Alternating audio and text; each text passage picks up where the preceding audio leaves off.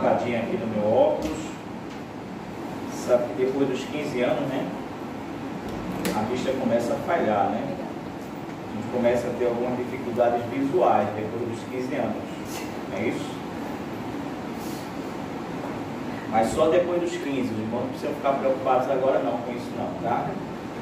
Sei que ainda falta muito tempo para os irmãos chegarem aos 15 anos. Tá bom? Eu não sei se os irmãos assistiam às Olimpíadas. Eu gostava de assistir. Tudo bem que toda noite era uma espécie de briga com o Fátima, ela queria dormir, eu queria assistir os jogos, ela queria dormir, queria acordar cedo, eu queria assistir os jogos. Também que ela não está aqui agora nesse momento no auditório, falando da nossa intimidade, mas ainda dava para assistir alguma coisa, assim, Fátima, bota um tapa-olho, deixa eu ver aqui Isaquias ganhar, tal, enfim. Mas eu acho que um dos rituais mais interessantes das Olimpíadas, com certeza, é a questão da tocha olímpica, não acham não? Eu acho muito legal aqui, né? Esse simbolismo que existe na tocha olímpica. Ela começa, na verdade, ela dá início às Olimpíadas quando ela é acesa, né, na Grécia, se eu não me engano, e ela começa a percorrer o mundo inteiro, várias cidades do mundo inteiro, até chegar na cidade sede, né? Ela dá início às Olimpíadas quando, aos Jogos, aliás, né, quando acende a pira olímpica. E ela encerra também as Olimpíadas quando aquela pira olímpica, né, é apagada. E aquilo dali é muito legal. Eu acho muito bonito esse simbolismo. E o criador dos Jogos Modernos, um sujeito chamado Pierre Coubertin, ele dizia assim, que a tocha olímpica siga o seu curso através dos tempos para o bem da humanidade, cada vez mais ardente, corajosa e pura.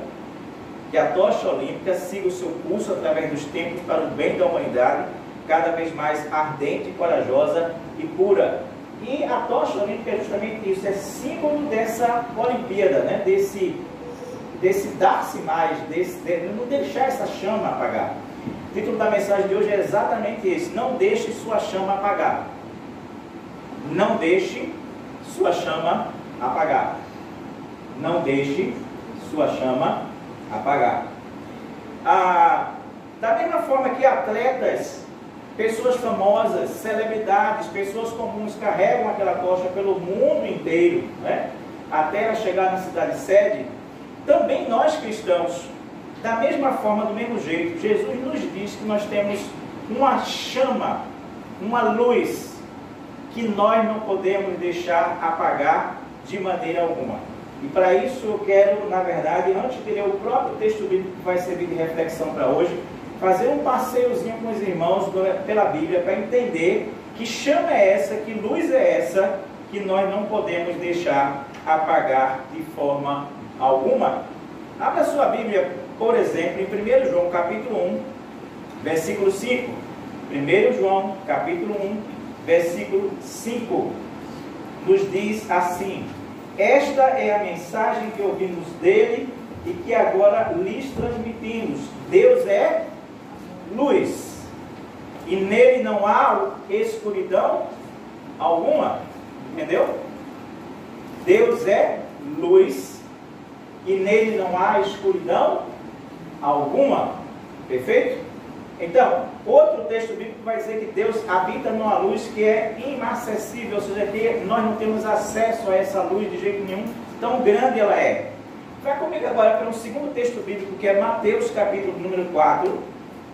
Mateus 4, nós vamos ler o versículo de número 16. Mateus 4, 16, que diz assim, é Jesus falando: o povo que vivia na escuridão viu uma grande luz, e sobre os que viviam na terra, onde a morte lança sua sombra, uma luz brilhou. Entenda bem que a gente precisa, quando fazer a leitura bíblica assim, realmente estar bastante atento, concatenar com o que está sendo dito. Esse texto do capítulo 4, ele encerra, na verdade, o capítulo 4, que é o capítulo 4 da tentação de Jesus. E esse texto começa dizendo assim: quando Jesus soube que João havia sido preso, voltou a Galileia, e embaixo diz: a partir de então Jesus começou a anunciar a sua mensagem: arrependam-se, pois o reino dos céus está próximo. Mas ele diz que ele mesmo é a luz que veio ao mundo. Entendeu? O versículo 16 quer dizer exatamente isso. O povo que vivia na escuridão viu uma grande luz, que sou eu. E sobre os que viviam na terra, onde a morte lança a sua sombra, uma luz brilhou. Vá comigo agora para João capítulo 12. João capítulo 12, versículo 35 e 36. Novamente Jesus Cristo falando. João 12, 35 e 36. Jesus falando diz assim: Jesus respondeu: minha luz brilhará para vocês só um pouco mais. Andem na luz enquanto podem, para que a escuridão não os pegue de surpresa. Quem anda na escuridão não consegue ver aonde vai. Aí ele vai dizer: creiam na luz enquanto há tempo. Desse modo vocês se tornarão o quê? Filhos de quê? Da luz. Você está entendendo a linha de raciocínio? Deus é luz. Ele manda o seu Filho à terra, que é a grande luz que ilumina a escuridão em que os homens viviam, a sombra da morte dos homens viviam. Agora, no final do ministério de Jesus, ele está dizendo assim: andem na luz. A minha luz ainda vai andar com vocês um pouco, entendeu? Um pouquinho mais, porque eu vou morrer e vou voltar ao céu. Mas vocês se tornarão o quê? Andem na luz, porque vocês se tornarão o quê? Filhos da luz. Você está entendendo que a luz que veio de Deus passou para Jesus, chegou pertinho de nós e agora somos nós que somos essa luz? E para não deixar dúvidas sobre isso, nenhuma, no capítulo 5 de Mateus, versículo 16, aí bem pertinho de onde nós estamos, Mateus capítulo 5, 16. Mateus capítulo 5, versículo 16. Jesus diz com todas as letras: vocês são ao quê? Luz do mundo. Entendeu? É impossível esconder uma cidade construída no alto de um monte. Não faz sentido acender uma lâmpada e depois colocá-la sobre um cesto. Pelo contrário, ela é colocada num pedestal de onde ilumina todos que estão na casa. Da mesma forma, as suas obras devem brilhar, para que todos vejam como o seu Pai que está no céu. Entendeu? Tudo agora direitinho? Você está entendendo onde eu quero chegar quando eu digo assim, que o título dessa mensagem é: não deixe sua chama apagar. Ou então poderia ser: não deixe sua luz apagar. Ok? Existe perigo de que essa luz que existe em nós, que veio de Deus, passou por Jesus, chegou até nós, ela se apague? Existe perigo disso acontecer? Sim. Agora sim, vamos ler o texto bíblico dessa manhã. Mateus capítulo 25. Mateus capítulo 25, a partir do versículo 1. Esse texto, na verdade, era para ter falado sobre ele domingo passado. Se os irmãos estão bem atentos, há 15 dias atrás eu falei sobre Mateus capítulo 25 e falei sobre como se dar bem no mercado financeiro bíblico. Foi um título diferente, né? Como se dar bem no mercado financeiro bíblico. E foi a partir do versículo 14, aquela história de que o homem viaja e deixa o dinheiro dele na mão de 3 dos seus servos, para que os servos, na verdade, possam aplicar esse dinheiro e ele ter lucro quando voltar. Não foi? Então eu disse assim: esse texto começa, na verdade, no capítulo 24, versículo de número 3, quando os discípulos, saindo do templo com Jesus, eles dizem para Jesus assim: diga-nos quando isso tudo vai acontecer e que sinal indicará a sua volta e o final dos tempos. Eu estou meio preocupado com o final dos tempos, viu? Pelo visto, né? Então começa com essa curiosidade dos apóstolos e vai no capítulo 25 terminar quando Jesus vai dizer assim, o texto até que Moisés citou, né? Aqui 31, quando Jesus diz assim: quando o Filho do Homem vier em sua glória, acompanhado de todos os anjos, ele se sentará em seu trono glorioso. Todas as nações estarão reunidas na sua presença e haverá o grande julgamento. Mas entre 24:3 e 25:31, nós temos essas duas parábolas. A parábola chamada dos 3 cegos e a parábola das 10 virgens. Eu preguei naquele dia sobre a parábola dos 3 cegos. Eu quero pregar hoje sobre a parábola das 10 virgens ou das 10 damas de honra. Por que eu quero fazer isso? Porque entre aquele tempo da curiosidade dos apóstolos e o momento que a gente espera do juízo final com Cristo Jesus, nós hoje, Igreja de Cristo Jesus, que estamos sentados aqui, estamos vivendo o tempo das 10 virgens e o tempo dos 3 cegos. Dessas 2 parábolas. E a gente precisa aprender disso. A gente já viu que essa tocha, ela nos foi passada à mão, da mão de Deus para a mão de Jesus Cristo para nossas mãos, e agora nós estamos caminhando pelo mundo inteiro com essa tocha na mão, com essa chama na mão, que somos nós mesmos. E a gente não pode deixar essa chama apagada. Leamos o texto então. Então o reino dos céus será como as 10 virgens que pegaram suas lamparinas e saíram para encontrar-se com o noivo. 5 delas eram insensatas e 5 prudentes. As 5 insensatas não levaram óleo suficiente para as suas lamparinas, mas as outras 5 tiveram o bom senso de levar óleo de reserva. Como o noivo demorou a chegar, todas ficaram sonolentas e adormeceram. À meia-noite foram acordadas pelo grito: vejam, o noivo está chegando, saiam para recebê-lo. Todas as virgens se levantaram e prepararam suas lamparinas. Então as 5 insensatas pediram às outras: por favor, dê-nos um pouco de óleo, pois as nossas lamparinas estão se apagando. As outras, porém, responderam: não temos o suficiente para todas. Aliás, deixa eu fazer uma pausa aqui. As outras responderam: não temos o suficiente para todas. Vão e comprem óleo para vocês. Quando estavam fora, comprando óleo, o noivo chegou. Então as 5 que estavam preparadas entraram com ele no banquete de casamento. E a porta foi trancada. Mais tarde, quando as outras 5 voltaram, ficaram do lado de fora clamando: Senhor, Senhor, abra-nos a porta. Mas ele respondeu: a verdade é que não as conheço. Portanto, vigiem, pois não sabem o dia nem a hora da sua volta. Que Deus nos abençoe na compreensão do texto que nós acabamos de ler. Ore comigo nesse instante. Paizinho Santo, Deus bendito, nós estamos buscando a Tua presença e queremos, nesse momento, pedir que Tu possas ser o nosso verdadeiro ensinador, aquele que vai ministrar os nossos corações, aquele que vai falar aos nossos corações.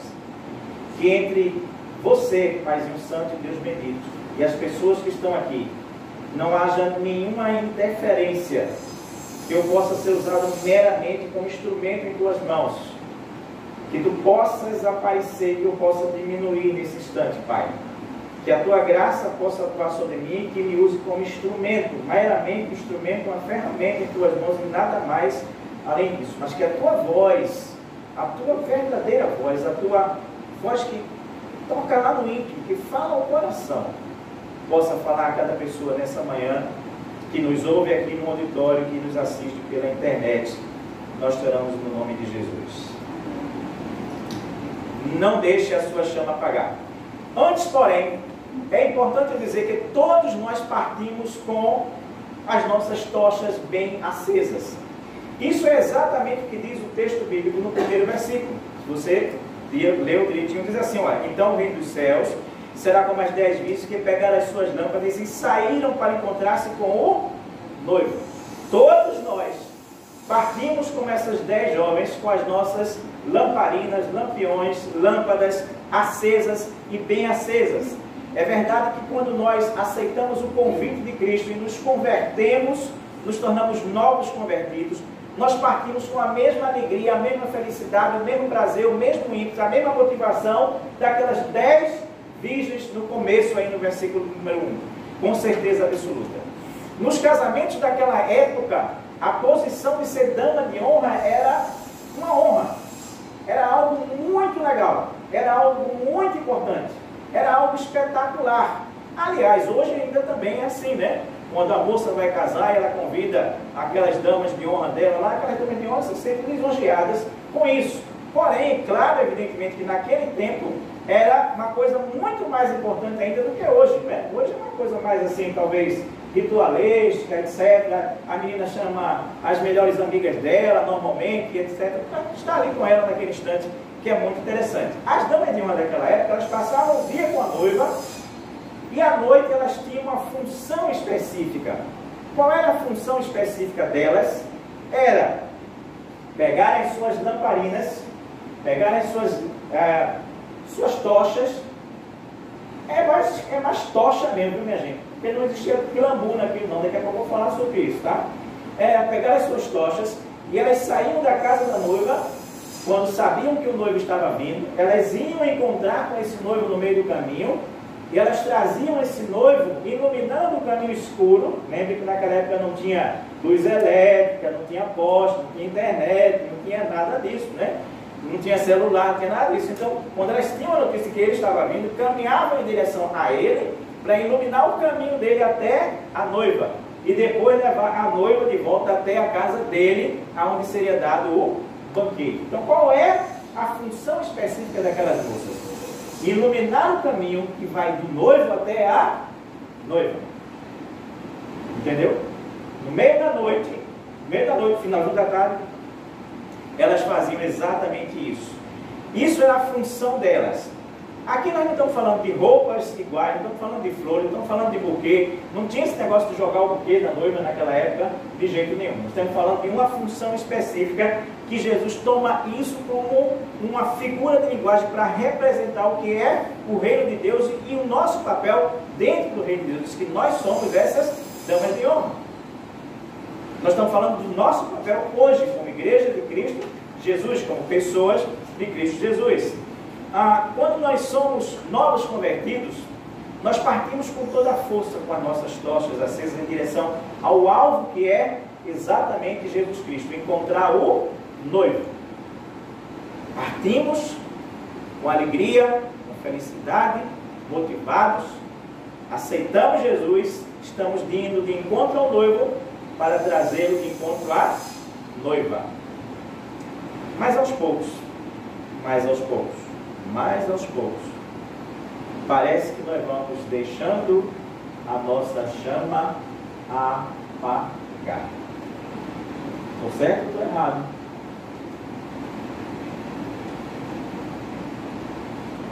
Temos o mesmo ímpeto de novos convertidos? Nossa tocha está extremamente acesa, como nos primeiros dias de convertidos? Eu creio que não. Eu creio que a maioria de nós, ao longo do caminho, parece que vai deixando essa chama esmorecer, parecendo mais aquelas fogueiras em fim de noite de São João, onde a gente só vê aquelas brasazinhas ali e nada mais. Por que isso acontece? É a pergunta. Por que isso acontece? Com base nessa parábola, nós queremos dizer que nós corremos o risco de deixar a nossa chama apagar quando? Vou citar 3 coisas aqui. Nós corremos o risco de deixar a nossa chama apagar quando não temos o bom senso de pensar no futuro, além do aqui e do agora. Nós deixamos a nossa chama apagar quando não temos o bom senso de pensar no futuro, de pensar além do aqui e do agora em que nós estamos vivendo. Fica bem claro desde o início que ali, nessa história, havia 2 grupos. Um grupo chamado de moças prudentes e as imprudentes, ou sensatas e insensatas, ou como na tradução Revista e Corrigida, que eu gosto muito, ele diz assim: as prudentes e as loucas. Alguma tradução dos irmãos deve ter exatamente assim, né?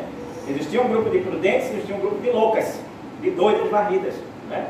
Por que ele chama essas moças de prudentes? Por que ele chama as outras de doida varrida? Pelo seguinte, meus irmãos, as prudentes, quando a gente vai lá no original escavar com a palavra prudente lá no original, ela quer dizer assim, pessoas que tinham disposição para pensar, perspicácia, prática e ponderação. Quem eram os prudentes?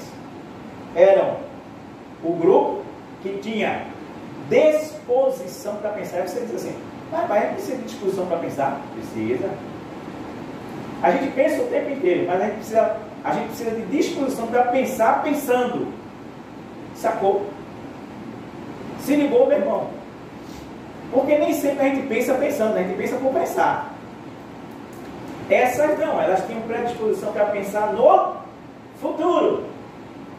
E entender que elas não poderiam partir de encontro ao noivo simplesmente com o azeite, com o óleo que estava naquelas lamparinas ali.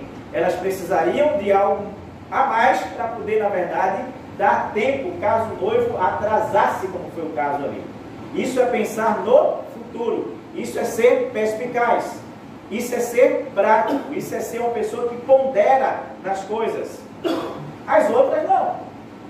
As outras só parecem enxergar o aqui e o agora. Só parecem enxergar um palmo à frente do nariz. E é o tipo daquelas pessoas que dizem, não, vai dar, tudo bem.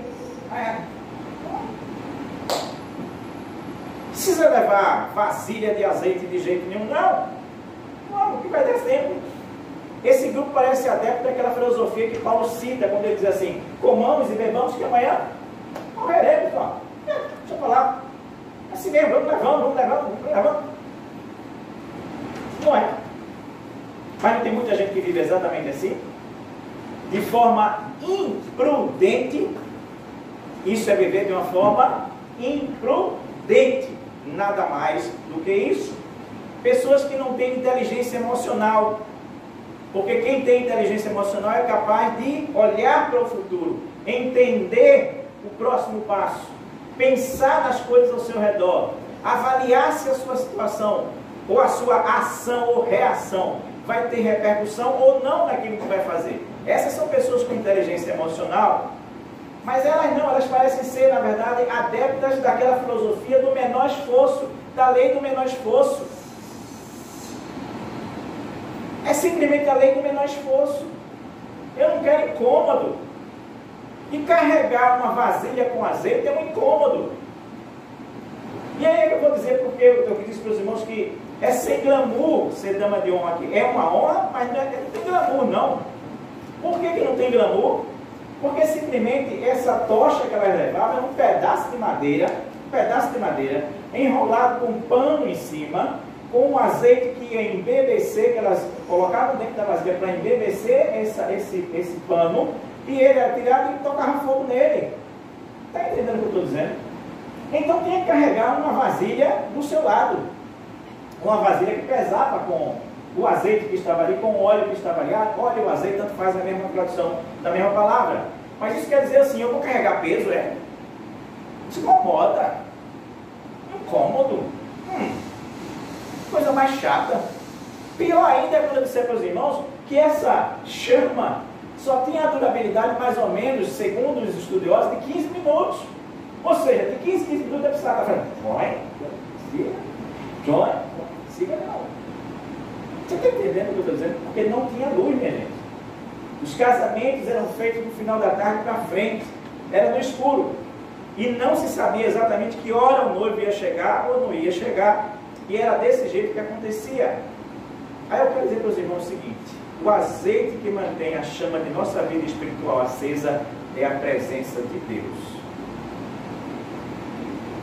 O azeite que mantém a nossa vida espiritual acesa é a presença de Deus. E a gente precisa saber disso. Se nós estamos carregando essa chama dentro de nós, conosco, a gente precisa estar, se possível, a cada 15 minutos, lembrando de acender essa chama. Fazemos isso em nossas vidas espirituais. Temos um momento devocional com Deus sério, diariamente. Mantemos Ele vivo em nossas vidas. Ou fazemos aquela oração de manhã cedo, de noite, o restante do dia é cuidar de outras coisas.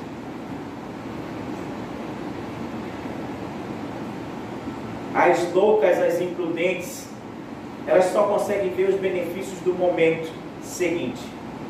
Uma festa, vamos embora. Agora não vai levar mais azeite? Não, nada, não precisa não vai esperar, tá. Festa, banquete.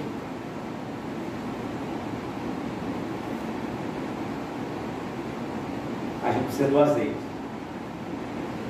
Você quer ir comigo, por exemplo, para Êxodo capítulo 27, versículo 20 e 21, lá no início da Bíblia, segundo livro da Bíblia, Êxodo, capítulo de número 27, versículos 20 e 21, ele diz assim: Deus falando com Moisés, ele diz: ordene aos israelitas que lhe tragam óleo puro de oliva para a iluminação, a fim de manter as lâmpadas acesas. O candelabro ficará na tenda do encontro. Tenda do encontro é aquele momento, lugar onde Deus se encontrava com Moisés e Moisés com Deus, do lado de fora da cortina interna que protege a Arca da Aliança. Arão e seus filhos manterão as lâmpadas acesas na presença do Senhor a noite toda. Essa é uma lei permanente para o povo de Israel e deve ser cumprida de geração em geração. Você entende aqui por que Jesus Cristo faz esse comparativo dele como noivo, da igreja como a noiva? Lá de trás, lá da raiz, Deus está dizendo assim: olha, no meu templo as lâmpadas devem ficar acesas sempre, as tochas devem estar acesas sempre. Trago o óleo puro de oliva para a iluminação, a fim de manter as lâmpadas sempre acesas. Arão e o seu irmão vão ficar responsáveis por manter essa luz acesa a noite inteira. Meu querido irmão que me ouve nessa manhã, não deixe sua chama apagar. Não deixe o seu brilho, a sua vontade, a sua garra, a sua determinação, a sua força da relação com Deus se apagar. Não interessa se você é novo convertido, velho convertido. Eu às vezes olho para as pessoas e parece que elas estão cansadas de Deus. Parece que aquela novidade que foi o Evangelho já não é mais novidade, já não mexe mais por dentro, já não motiva, já não faz caminhar, já não faz andar como fazia antes. O brilho se foi da nossa conversão. O brilho se foi da nossa relação com Deus. O brilho se foi do nosso encontro com Deus. Por isso que eu insisto aqui que todo culto é encontro com Deus. Se você não se sentir mexido nisso, Deus não fez diferença. Não fez diferença. Meu irmão, minha irmã querida, não deixe sua chama apagar. Mas nós corremos o risco também da nossa chama apagar quando não temos a coragem de dizer não para aquilo que pode apagar a nossa chama. Entendeu? A primeira coisa que eu disse para os irmãos foi: nós corremos o risco de deixar a nossa chama apagar quando não temos o consenso de pensar no futuro. Pensar no futuro é pensar no momento da volta de Cristo. Pensar no que Ele quer de nós agora, nesse tempo em que Ele falou com os discípulos e o juízo final, esse tempo da igreja aqui. Quando a gente não pensa nesse futuro, a gente corre o risco de deixar a nossa chama apagar, mas a gente corre o risco também quando a gente não sabe dizer não para aquilo que pode apagar a nossa chama, como aquelas 5 virgens que estavam ali. Não é uma das primeiras palavras que nós, enquanto crianças ainda, passamos a entender. Nós somos educados a partir do não, né? Os irmãos sabem disso, não a partir do sim, mas a partir do não, né?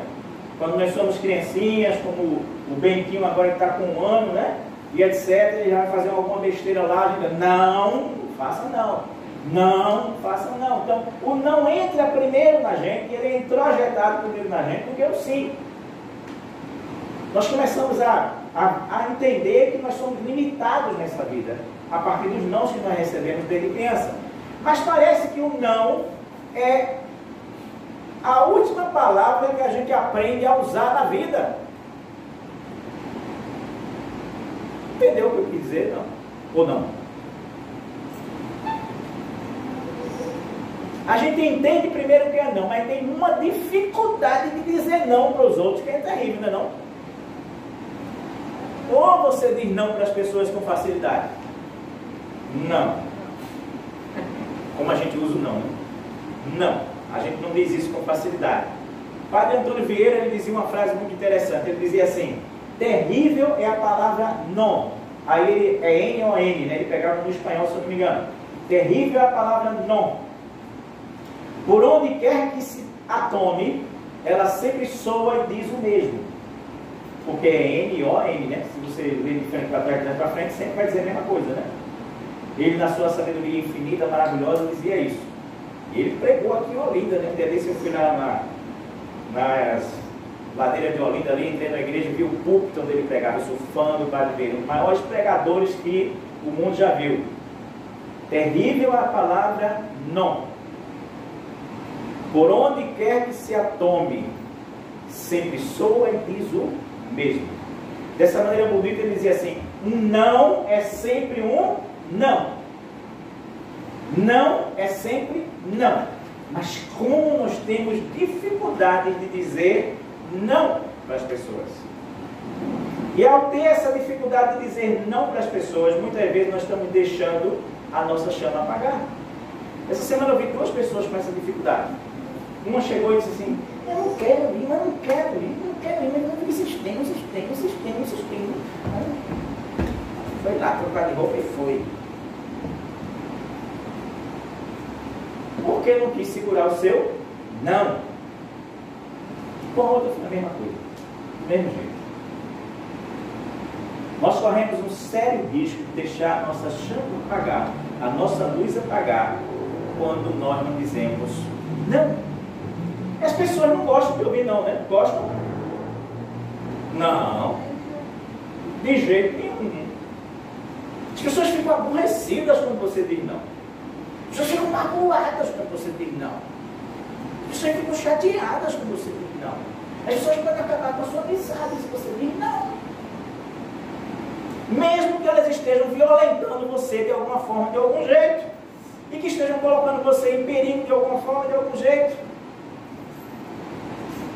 Mas, porém, todavia, contudo, saber dizer não é uma forma da gente preservar a nossa chama, a nossa luz, muitas vezes. E isso é necessário. As jovens prudentes tiveram a sabedoria, mas também a coragem de dizer não. Todas elas dormem cansadas, todas elas estão ali exaustas, que o noivo demorou demais. Mas quando há o grito, o noivo vem. Às 10 se levantam, às 10 aprontam sua lamparina. 5 permanecem com as suas lamparinas acesas. E 5 vê que o gás acabou. Que não tem mais óleo, que não tem mais azeite. O que é que elas fazem? Vem cá. Divide aqui com a gente, aqui vai o teu óleo para a gente acender aí da gente também. Porque as sensatas dizem não. O que é que as prudentes dizem? Não. E o que é que a gente deve dizer de vez em quando? Não. Eu não vou deixar minha luz apagar, porque eu sou obrigado a dizer um sim para você. Não. De forma alguma. Mas poderia se pensar assim: bom, já que elas 10 foram escolhidas como damas de honra, elas devem ter sido amigas da noiva. Ô, sou tua amiga, cara. Tu vai me dizer não? Não. Para que não falte para mim e para você ao mesmo tempo. Não, não e não. Não, mas vê só, eu acho que vai dar. Não. Não. Mas se eu disser não, elas vão se magoar, vão deixar de ser amiga. Não. Meu irmão, meu querido irmão, nós precisamos aprender a dizer não para toda e qualquer pessoa ou coisa que vá apagar o brilho, a chama da nossa relação com Deus. Que vai apagar a nossa chama, o nosso brilho.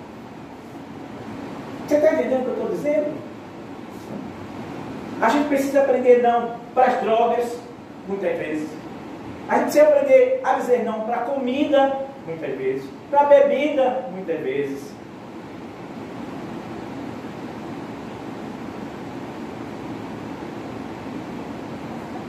Dizer não para a diversão, muitas vezes.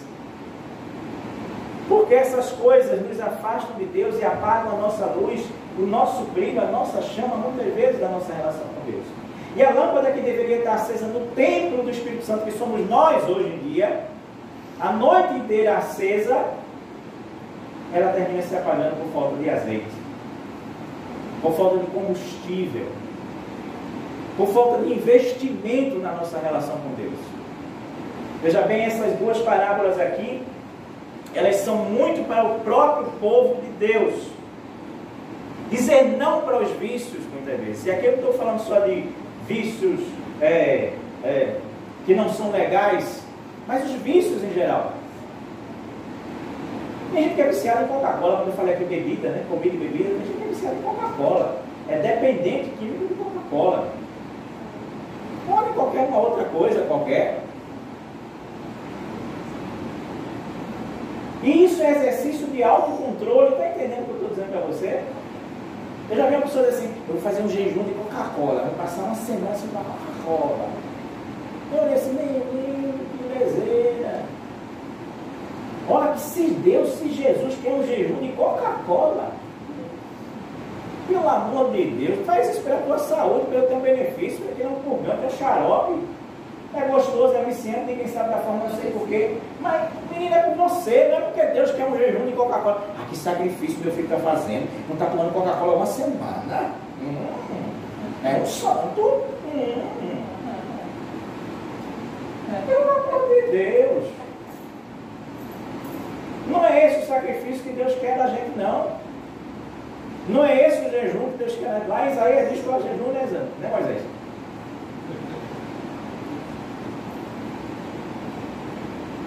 Você precisa aprender a dizer não para qualquer pessoa ou coisa que coloque você em risco de apagar a sua chama.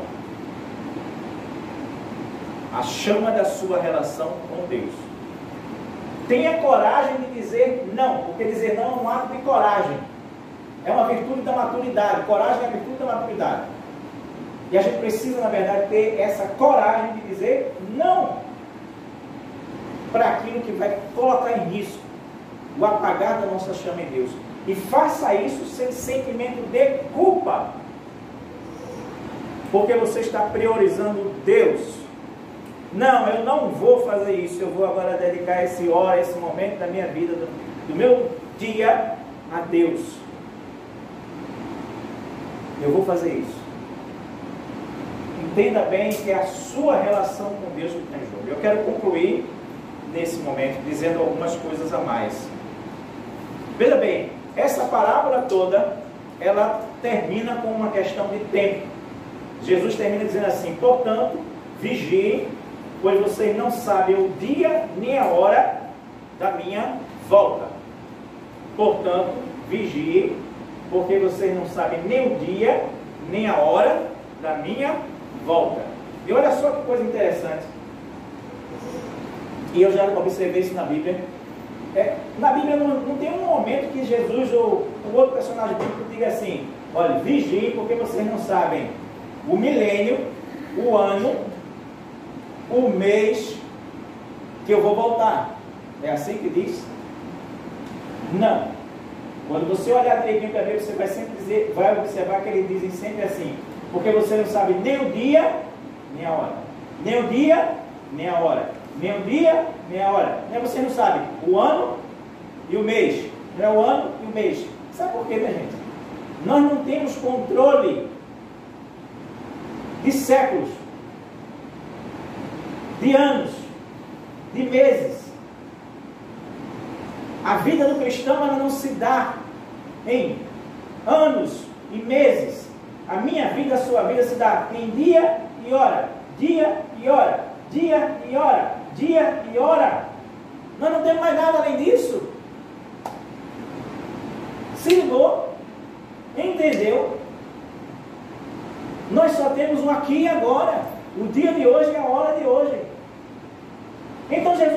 cálculo de dizer assim, se preocupe com o ano e com o mês. Não.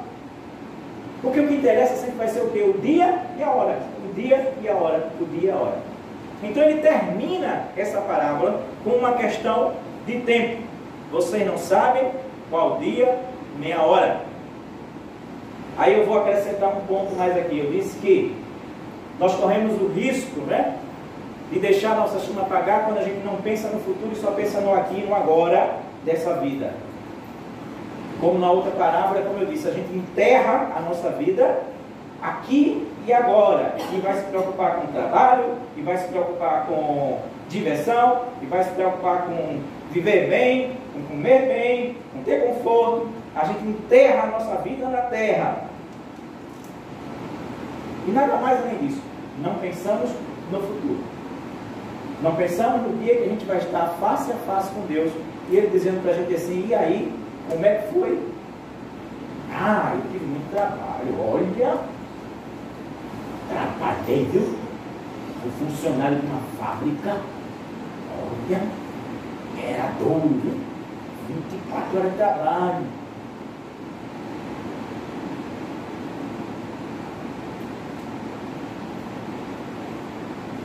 A gente não vai dar conta do trabalho da gente para Deus. A gente vai dar conta do que a gente fez no trabalho para Deus. Entendeu? A gente vai dar conta do quanto a gente se preocupou com pegar essa tocha, essa chama e passar para outro aqui na frente. Pregar para o outro, converter o outro, ganhar uma alma para Cristo. É disso que eu estou falando. Não é da nossa acomodação no esquema desse mundo. Não é da nossa acomodação no ritmo desse mundo. Se nós ficarmos no ritmo do meio do mundo, a gente na verdade perde a percepção do que nos libertou do mundo, do que nos tirou do mundo, da prioridade que é aqui e agora. Você entende isso?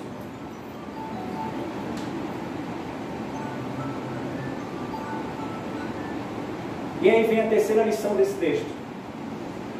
Não só corremos o risco de apagar a nossa chama quando a gente não pensa no futuro e se preocupa só com aqui e agora na nossa vida. Não só corremos risco, na verdade,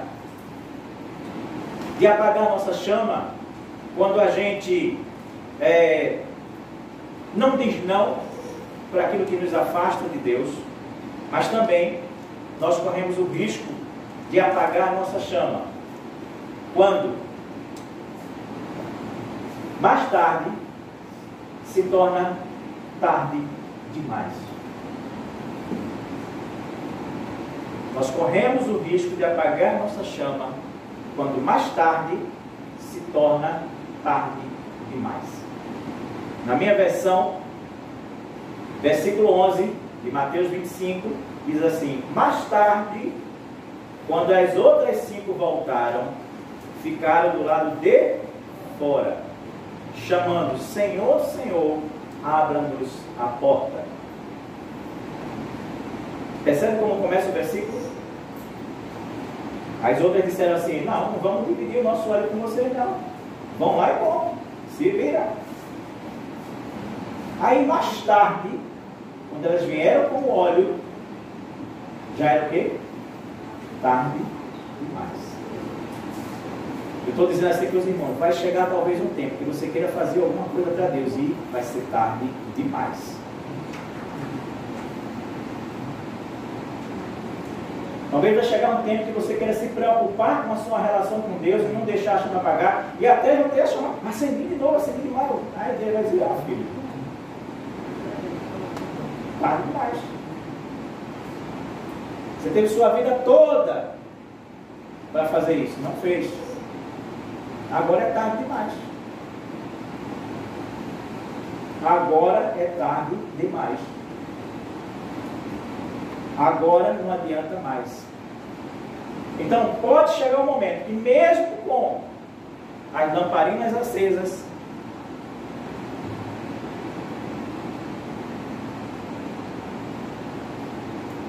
a porta do coração de Deus vai estar trancada para mim e para você. Porque já é tarde demais.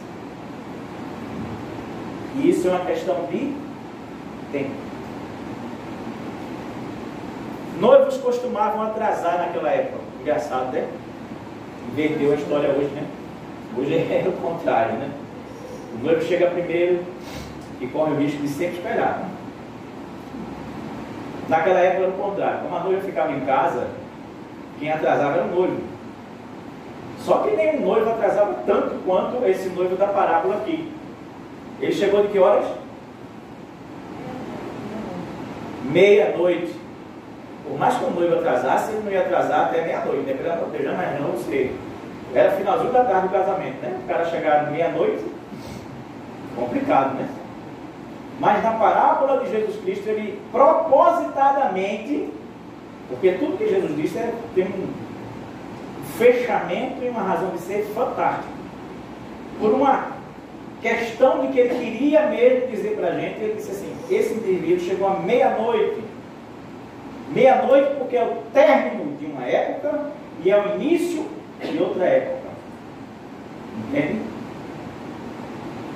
Ele está dizendo, o noivo é ele, nós sabemos disso. A noiva é a igreja. As damas de honra sobre nós.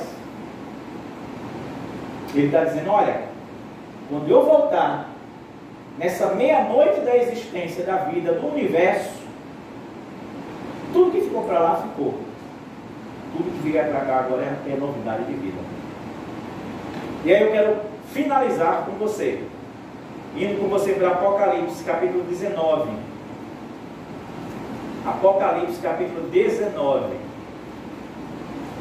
Eu acho fantástica a Bíblia, escrita por cerca de 50 homens, período de 1500 anos, e os textos eles se complementam de uma maneira extraordinária.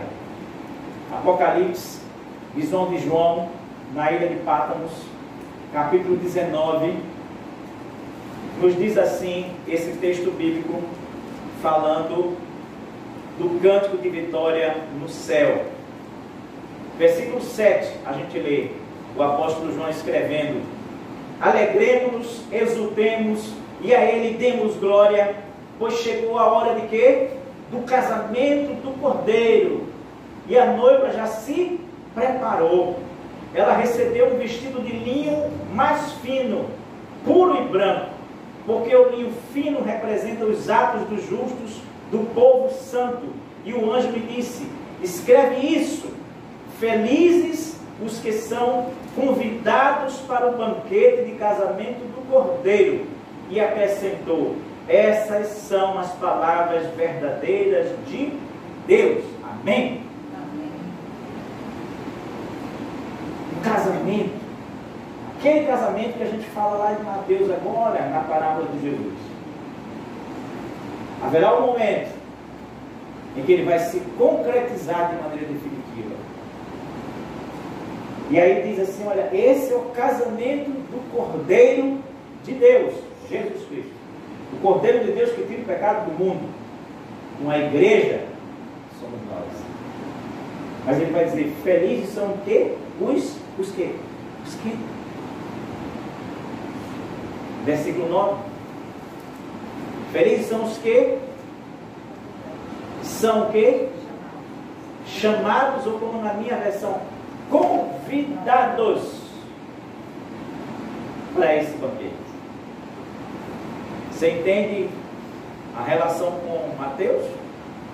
Aquelas damas de honra foram convidadas para serem as damas de honra daquele casamento. Meu irmão,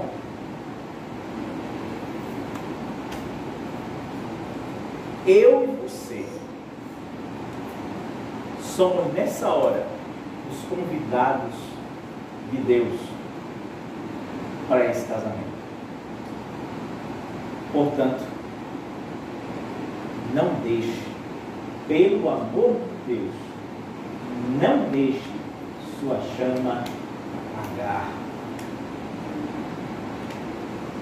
Não deixe. Não deixe sua chama apagar, porque senão você vai ficar do lado de fora.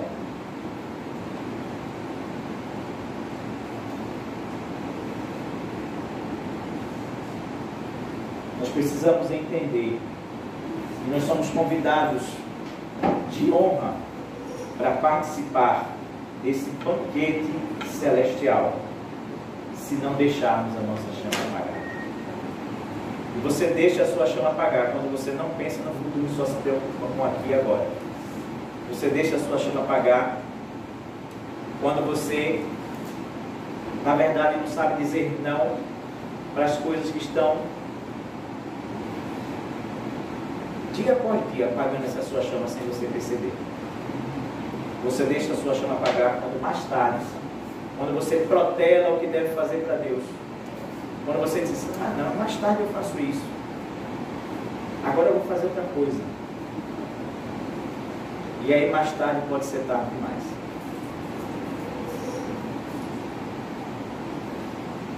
O noivo está lhe convidando.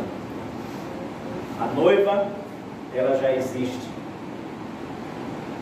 Nós precisamos nos preocupar com a individualidade em cada um de nós. Curve sua cabeça, ore a Deus nesse instante, fale com Ele, entenda que foi Ele que falou com você nessa manhã e não eu. Eu não tenho essa capacidade.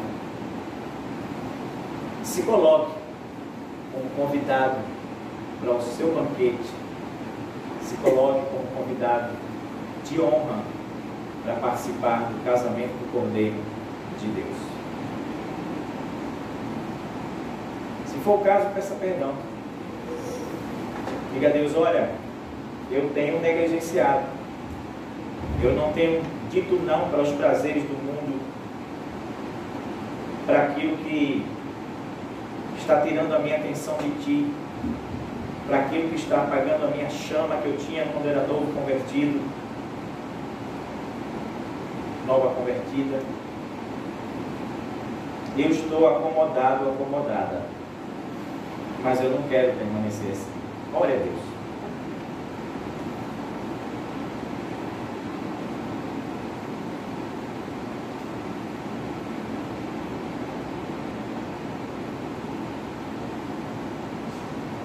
Paizinho Santo, Deus bendito, muito obrigado pela Tua palavra,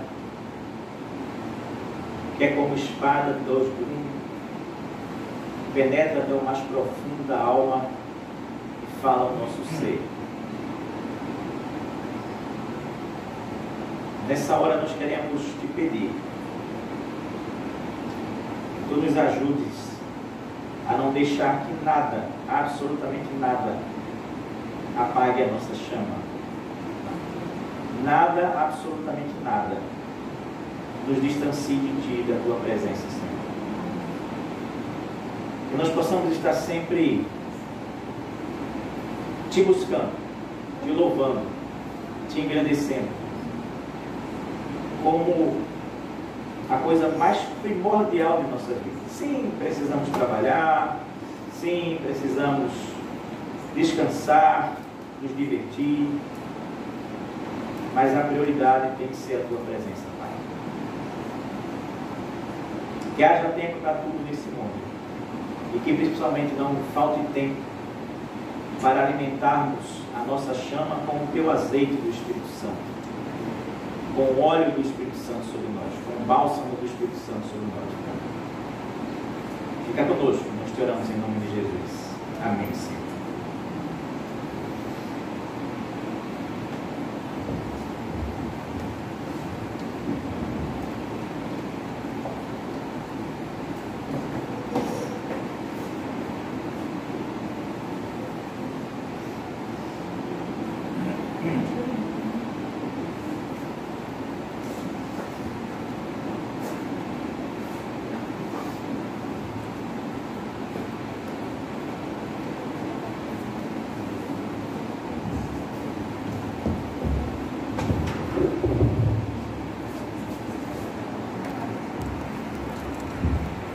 Depois de uma palavra maravilhosa como essa, né? Nós precisamos ir